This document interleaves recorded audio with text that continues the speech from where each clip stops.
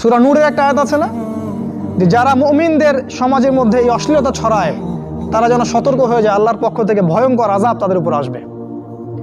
হাদিসে আসছে এমন এমন রোগ ব্যাধির উদ্ভব হবে যেটা আগে কখনো হয়নি। এই দেখেন কি হচ্ছে এখন, এমন এমন রোগ ব্যাধি আসবে অশ্লীলতার কারণে, বেহায়াপনার কারণে, যেটা আদৌ কখনো পৃথিবীতে আসে নাই।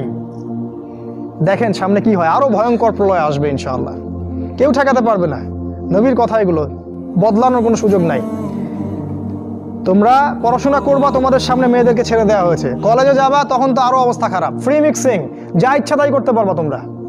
আর সামনের দিনগুলোতে দেখবা লিভ টুগেদারকে জায়েজ করে দেওয়া হবে, এটাও হবে, এটাও দেখার বাকি থাকবে না। অন্য দেশগুলোর মতো দেখবা ছেলে মেয়ে একসাথে থাকতে পারবে, বিয়ের দরকার হবে না, এটাও হবে সামনে।